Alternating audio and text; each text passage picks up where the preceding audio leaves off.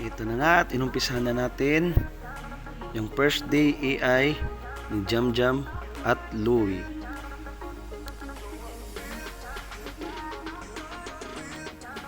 First time pa lang na gagamitin si Louie, first tad kaya hindi pa niya alam.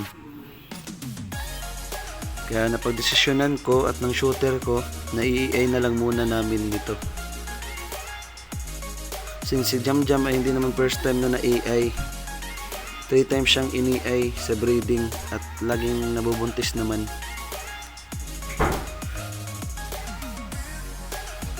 Sobrang lilikot nito. Si Jamjam po ay yung color copper o brown at si Louie po yung black male. Sinusubukan naming pakalmahin sila sa mga oras na to. Pinapaamoy-amoy namin si Louie sa kifay ni Jamjam.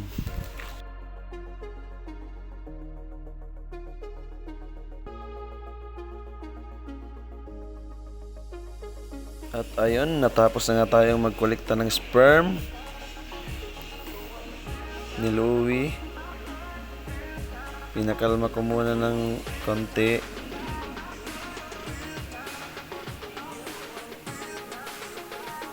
At itatali ko na dun.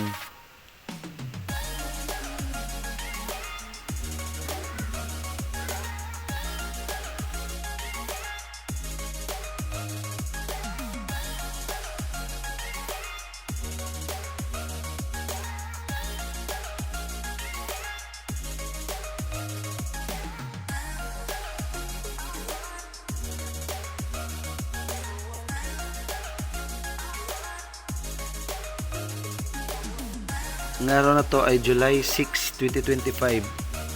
First day AI session ni Louie at Jamjam.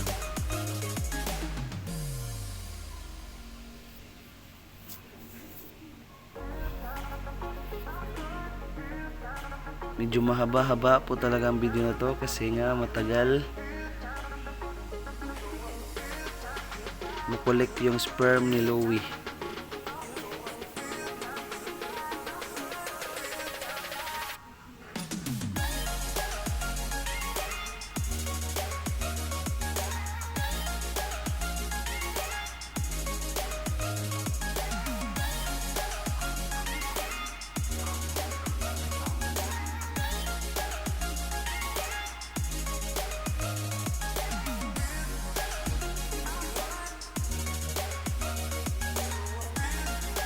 Mapapansin natin mukhang mas malaki si Jamjam kaysa kay Louie kasi si Jamjam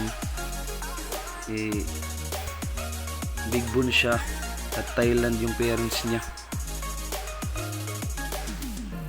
kaya malaki siya, quality kasi pinagbilan ko niyan at may PCCI na rin siya.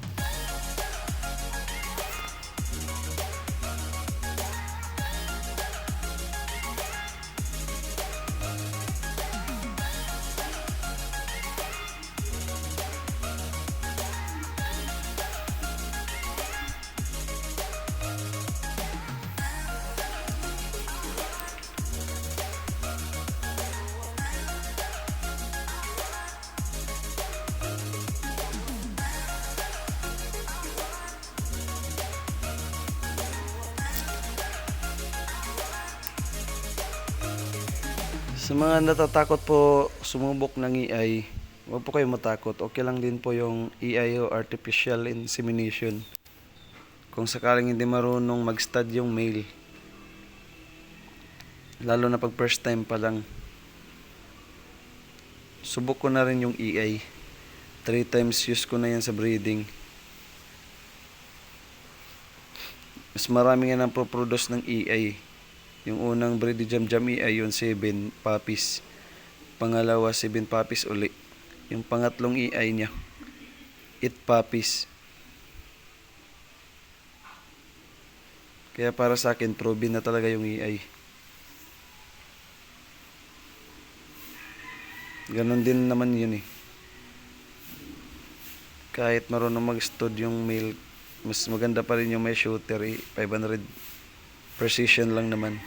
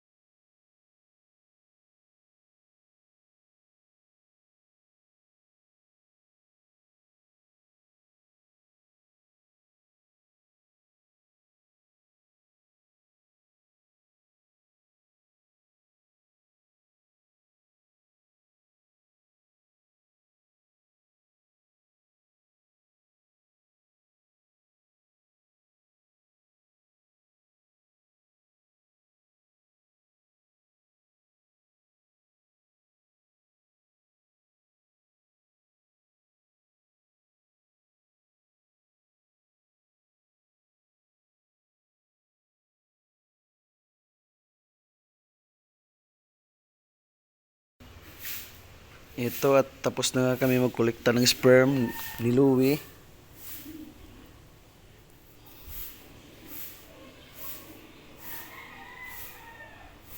Medyo matagal-tagal